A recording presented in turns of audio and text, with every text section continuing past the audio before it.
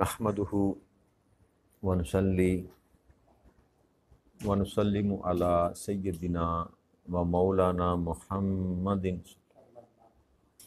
رسولہ النبی الامین المکین الحنین الکریم الرؤوف الرحیم اما بعد فاعوذ باللہ من الشیطان الرجیم بسم اللہ الرحمن الرحیم۔ واجب الاحترام ساتھی، اللہ تعالیٰ کا بے پناہ لطف و کرم اور اس کا احسان عظیم ہے کہ جس کی توفیق سے ہم اس کے ذکر کے لیے اس کے گھر میں جمع ہیں۔ آج ہم بحمد اللہ تعالیٰ 8ویں پارے میں سورہ الاعراف کی آیت نمبر 85 سے اپنے سبق کا آغاز کریں گے۔ اس آیہ مبارکہ سے اللہ کریم نے حضرت شعیب علیہ السلام کا جو قصہ ہے اس کا آغاز کیا۔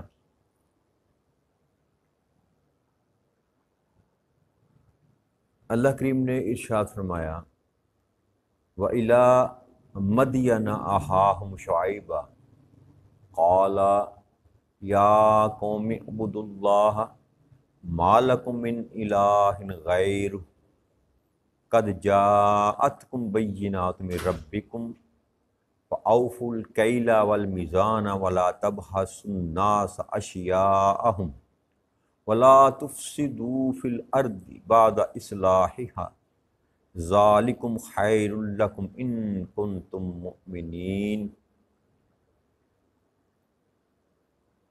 اور مدین کی طرف ہم نے ان کے قومی بھائی شعیب علیہ السلام کو بھیجا۔ انہوں نے کہا کہ اے میری قوم، اللہ کی عبادت کیا کرو اور اس کے سوا تمہارے کوئی معبود نہیں، یا اس کے سوا کوئی اس لائق نہیں کہ اس کی عبادت کی جائے۔ بے شک تمہارے پاس تمہارے رب کی طرف سے روشن دلیل آ چکی، سو تم ماپ تول پورے کیا کرو، لوگوں کو ان کی چیزیں گھٹا کر نہ دیا کرو، اور زمین میں اصلاح کے بعد فساد نہ پیدا کیا کرو۔ یہ تمہارے حق میں بہتر ہے اگر تم ماننے والے ہو۔ حضرت شعیب علیہ السلام جو تھے یہ حضرت ابراہیم علیہ السلام کی اولاد میں سے ہی ہیں، اور ان کا نسب جو ہے وہ 2-3 طرق سے کتابوں میں لکھا ہوا ہے۔ ایک قول یہ ہے کہ حضرت شعیب علیہ السلام بویب بن مدین بن ابراہی کے بیٹے تھے، اور دوسرا قول یہ ہے کہ یہ شعیب بن سحون بن عنقا بن ثابت بن مدین بن ابراہیم کے بیٹے تھے، کہ ابراہیم علیہ السلام کے بیٹے تھے ان کا نام مدین۔ اور ایک قول یہ ہے کہ یہ سحر بن لاوی بن یعقوب بن اسحاق بن ابراہیم کے بیٹے تھے، کہ حضرت یعقوب علیہ السلام کے جو 12 بیٹے تھے ان میں سے ایک بیٹے کا نام لاوی تھا۔ تو ان کا سلسلہ نسب جو ہے وہ حضرت ابراہیم علیہ السلام سے ہی جا کر ملتا ہے۔ اور ایک یہ بھی قول ملتا ہے کہ ان کی دادی یا ماں وہ حضرت لوط علیہ السلام کی بیٹی تھی، یعنی کہ اب دونوں طرف سے آپ کی والدہ بھی نبی کے گھر سے تھی، اور آپ کا نسب جو تھا وہ ابراہیم علیہ السلام سے ملتا تھا، اور آپ کی والدہ کا نسب جو تھا لوط علیہ السلام سے ملتا تھا۔ اور حضرت شعیب ان لوگوں میں سے تھے جس قبیلے نے ابراہیم علیہ السلام پر ایمان جو لے کر آئے تھے، اور یہ اس واقعہ جو آگ میں ابراہیم علیہ السلام کو ڈالنے کے بعد جو جن لوگوں نے ایمان جو لے کر آئے نا ابراہیم علیہ السلام پر، جنہوں نے پھر ابراہیم علیہ السلام کے ساتھ ہجرت کی، ان کا قبیلہ بھی ان میں شامل تھا، تو اس قبیلے سے ان کا تعلق تھا۔ تو حضرت ابراہیم علیہ السلام نے لوط علیہ السلام کی بیٹی کے ساتھ ان کا نکاح کیا ان کے. اور پھر حضرت شعیب علیہ السلام وہ نبی ہیں کہ جن کی طرف موسیٰ علیہ السلام نے ہجرت کی تھی. موسیٰ علیہ السلام نے جب فرعون نے ان کو نکالا مصر سے تو آپ حضرت شعیب علیہ السلام کی طرف ہی گئے تھے، کیونکہ خونی رشتہ تھا ایک. آپ کو وہاں کا حکم، جب وہاں پر آپ گئے تو پھر حضرت شعیب علیہ السلام نے موسیٰ علیہ السلام کو اپنی بیٹی عقد میں دی. اور حضرت شعیب علیہ السلام کے متعلق یہ بھی آتا ہے کتب میں کہ آپ واحد وہ نبی ہیں جو دو امتوں کی طرف آئے، جن میں سے ایک مدین کے رہنے والے لوگ تھے. جب ان کو اللہ کریم نے تباہ و برباد کیا تو پھر ایکا والے جو کہتے ہیں، وہ سرسبز جھاڑیوں والے لوگ جن کو کہا جاتا ہے، ایکا والے لوگ، ان کی طرف شعیب علیہ السلام نے پھر ہجرت کی. ان کو بھی جب سمجھانے کی کوشش کی وہ بھی نہ مانے، پھر ان پر بھی اللہ کا عذاب آیا.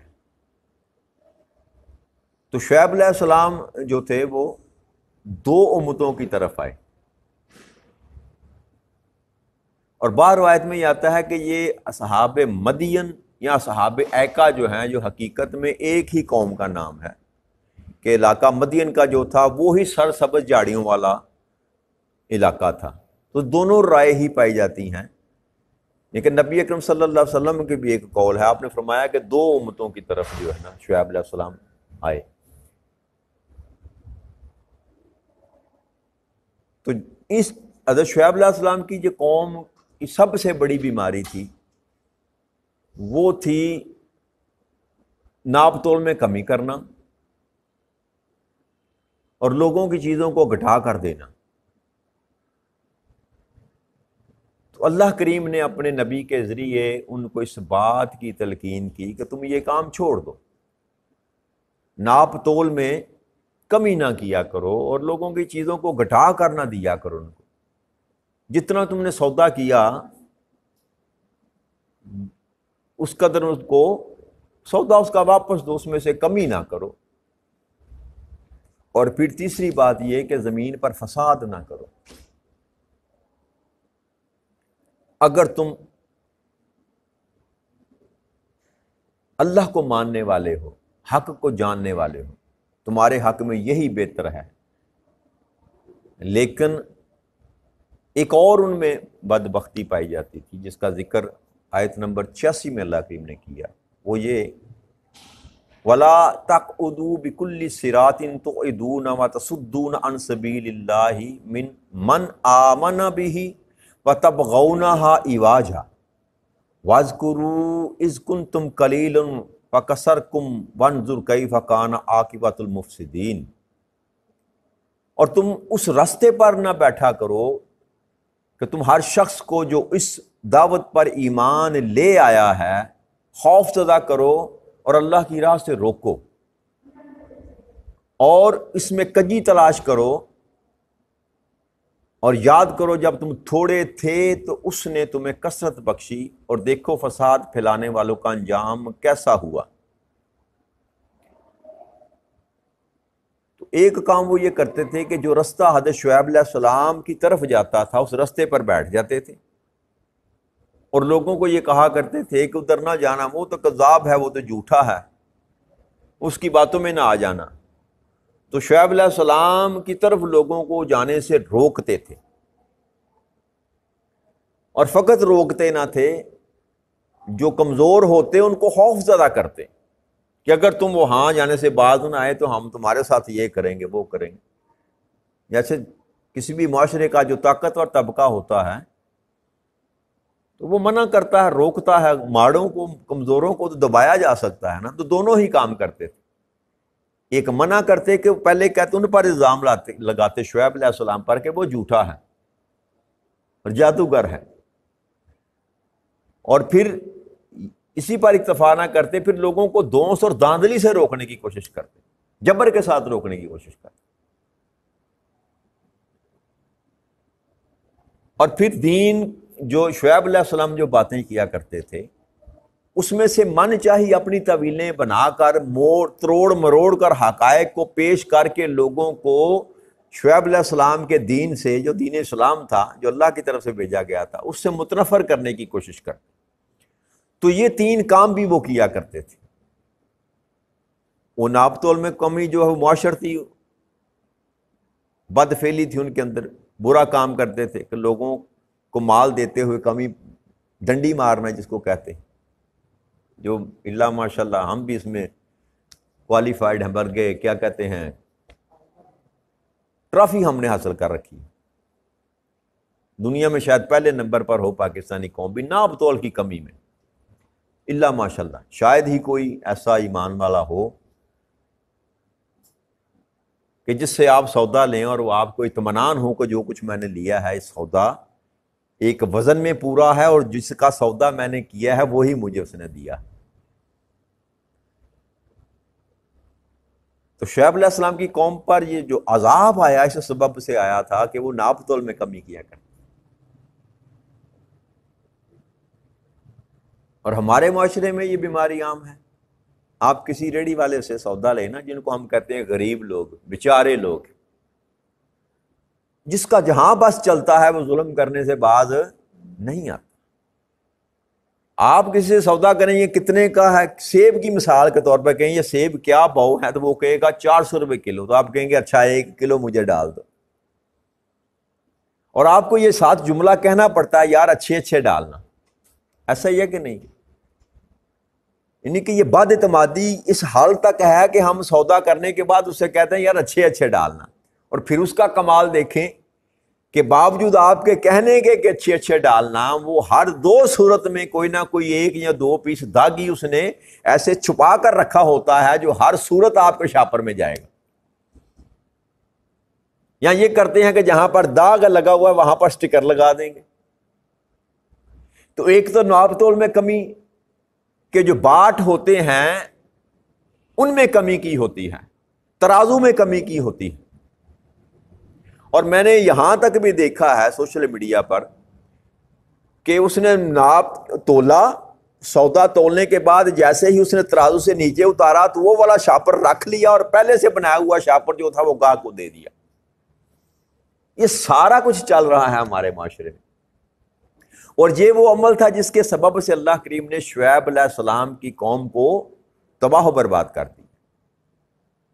اور دوسرا تھا گھٹا کر چیزوں کو دینا، کہ 100 گرام کا سودا کیا تو اس میں سے 95 کر دینا یا 90 کر دینا، درجن کا سودا ہوا تو 11 دے دینا۔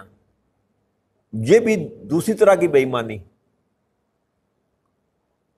اور پھر اس سے آگے جو بات اللہ کریم نے کی وہ یہ کہ حق کے رستے پر بیٹھ جانا، لوگوں کی حق کی طرف جانے نہ دینا۔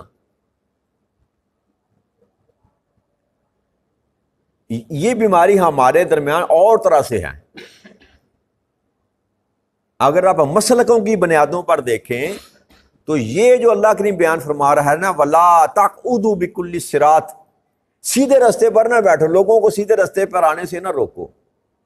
تو ہم بھی اسی طرح کا کام کر رہے ہیں۔ بدبختی کی یہاں تک نوبت آ پہنچی کہ جس مکتبہ فکر کے مدرسے میں کوئی بچہ پڑھتا ہے وہ دوسرے مدرسہ مکتبہ فکر کے مدرسے کے استاد کی عزت نہیں کرتا، وہ اس کو ماننے کے لیے تیار نہیں، جتنا بے شک مردی بڑا وہ عالم دین ہو۔ اس قدر زیادہ ظلم کر رکھا ہے ہم نے اپنی امت پر، اپنی قوم پر، کہ ہم شروع دن سے اس کے سینے میں، اس کے دل میں یہ بات یہ ڈال دیتے ہیں کہ بس ہم ٹھیک ہیں، باقی جتنے بھی ہیں سارے کے سارے غلط۔ کہ حق کے راستے کی طرف جانے سے بھی ہم لوگوں کو ہم اس طریقے سے روکتے ہیں۔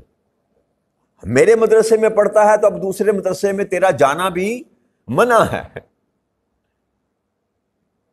میری دکانداری بھلے خراب نہ ہو جائے۔ تو یہ تقسیم آپ دیکھ رہے ہیں، میں کوئی انہونی بات نہیں کر رہا، آپ میں سے ہر کوئی یہ بات جانتا ہے کہ جو میں بات کر رہا ہوں ایسا ہی ہے۔ قرآن پڑھنے کے لیے جب جانا ہوتا ہے کسی کے بعد تو پوچھتے ہیں کہ اس کا مسلک کیا ہے، قاری صاحب کیڑے مسلک نہ تل رکھ دینے، پڑھنا قرآن ہے۔ پڑھنا قرآن ہے، اور پوچھا جاتا ہے جی قاری صاحب دا مسلک کیڑا ہے، ایسا ہی ہے کہ نہیں؟ اور دوسرا یہ کہ دین کے راستے پر جو لوگ کام کرنا چاہتے ہیں ان کو خوف زدہ کرنا، یہ ہماری اشرافیہ کرتی، یہاں بھی اشرافیہ ہی کرتی تھی، جو بڑے لوگ ہوتے تھے نا وہی کمزوروں کو منع، خبردار اس گلی میں گئے، خبردار اس کے گھر میں جا کر بیٹھے۔ جیسے نبی اکرم صلی اللہ علیہ وسلم کے دور میں بھی یہی کام کیا جاتا تھا کہ لوگوں کو سرکار دو جہاں صلی اللہ علیہ وسلم کے پاس جانے سے روکا جاتا تھا، جبرن روکا جاتا تھا کیونکہ طاقتور تھی۔ تو آج کے دور میں بھی جو لوگ دین کا کام کرنا چاہتے ہیں ان سے متنفر کیا جاتا ہے، لوگوں کو دور بھگایا جاتا ہے اور دانگ دونس اور داندلی کے ساتھ بھگایا جاتا ہے۔ تو بدبختی یہاں تک ہے کہ جو بری صفت جو تھی ایک ایک امت کے درمیان پائی جاتی تھی وہ ساری لگتا ہے اکٹھی ہو کر اس امت میں آ گئی۔ جس نبی کی امت کی بات کریں جو خرابی نظر آئے گی وہ ہم میں بدرجہ اتم پائی جاتی ہے، پھر بھی ہمیں مان ہے کہ ہم سب سے بہتر ہیں، پھر بھی ہمیں مان ہے کہ ہم، اور یہی ہماری تباہی اور بربادی کی سب سے بڑی وجہ ہے کہ ہم سارا کچھ کرنے کے باوجود یہ ماننے کے لیے تیار نہیں ہیں کہ نہیں آقا کی امت تو سب سے بہتر ہے، مگر کب ہوگی جب بہتر، جب وہ اسی طرح زندگی بسر کرے گی جیسے تاجدار کائنات صلی اللہ علیہ وسلم نے کہا۔ ساریاں برائیاں آپ کے اندر کلاس کی جو ہے پائی جاتی ہوں، آپ کا ثانی کوئی نہ ہو، جھوٹ بولنے میں آپ کا ثانی کوئی نہ ہو، غیبت کرنے میں آپ کا ثانی کوئی نہ ہو، کم تولنے میں آپ کا ثانی کوئی نہ ہو، ملاوٹ کرنے میں آپ کا ثانی کوئی نہ ہو، حق کھانے میں آپ کا ثانی کوئی نہ ہو، ظلم کرنے میں آپ کا ثانی کوئی نہ ہو، اور پھر بھی آپ کہیں جی ہم ساری امتوں سے بہتر ہیں، تو یہ بات جچتی نہیں۔ ہاں ہم امت میں سب امتوں میں سے بہتر ہیں، مگر کب؟ جب ویسا اپنے آپ کو امتی بنا لیں جیسے اللہ اور اللہ کے رسول نے ہمیں کہا، ہر اس کام سے باز آ جائیں جس سے اللہ نے منع کیا، اور ہر وہ کام کرنے کی کوشش کریں جو تاجدار کائنات نے ہمیں کہا، پھر ہم جیسی امت کو کائنات میں موجود نہیں ہے۔ لیکن کسب ہمارے سارے وہ ہوں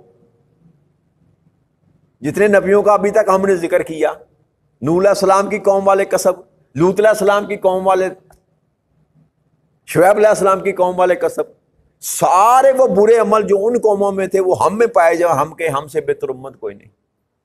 تو یاد رکھیے اللہ کریم کو دھوکہ نہیں دیا جا سکتا، جو ظلم کرے گا اس کے ساتھ اللہ پورے کا پورا انصاف کرے گا اور اس ظلم کے بدلے میں اس کو سزا دی جائے گی۔